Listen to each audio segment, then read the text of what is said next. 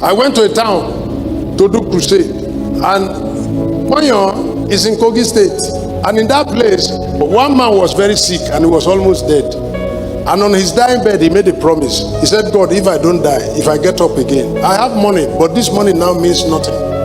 Because I'm about to die. I know it myself, I will soon die. And all the money I have will not be anything. But if I get up again, I will take out of the money I have and I will use it to build a house for you. I will equip it, I'll furnish it, put musical instruments and everything. I will do it for you. I'm not a pastor, but this I will do. And God had him and he got up. He built a church. He equipped it, put chairs, keyboard, drum set, and called me and said, Baba Omolehin, I was on my dying bed when I made the promise and God had me. I've built the church, see it. Take the key. He gave me an empty church. He can build the church, but he has nobody to put inside. I left Ilorin with my choir. A few members in the ushering team who are going to dedicate an empty church in Ponyo. I had no member. We arrived there, we entered the church, and he sat down. Certain other friends, family friends of his, they sat with him. The only people who are members of Word Assembly there were those of us who came from Ilorin. We have no member in the town. Then suddenly a madman entered, very wild. He had already entered the church. And then was asking, where do they say they are doing church here? Where do they say they are doing church here? I could not continue my sermon. His name is Femi. I said, Femi, come here. Because somebody called his name when he entered. He said, Femi. I said, Femi, come here. He said, yes. I said, kneel down. Let me pray for you. Kneel down. He didn't kneel down. I said, kneel down. He asked me, he said, for what? May God help you to take control. Kneel down, my friend. He said, yes, sir. Then he knelt down. I was praying, he was looking at me. So I used my forehead to touch his own. And I commanded his brain to normalize. And his brain normalized. And he stood up and greeted me and said, sorry, sir. So he knew he had been rude. Now he remembered that he had been rude. He said, sorry, sir. Well, no problem. Jokole. He sat there. And I finished my sermon. Then his mother got up from the behind. He said, I am his mother. When I saw him enter, I put hand on my head. That trouble has come. Because the mother's elder brother built the chapel. You see, you couldn't heal him, but the chapel you built. Is somebody able to add A and B together? Now the chapel you built, you never knew the day you were building it for the healing of your nephew or your cousin, whatever that is.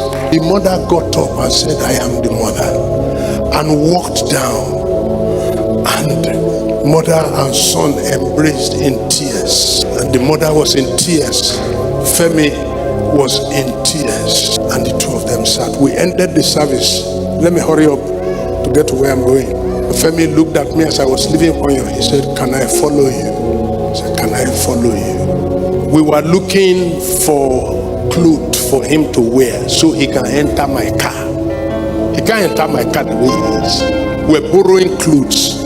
The trouser we got could not, it was not his size.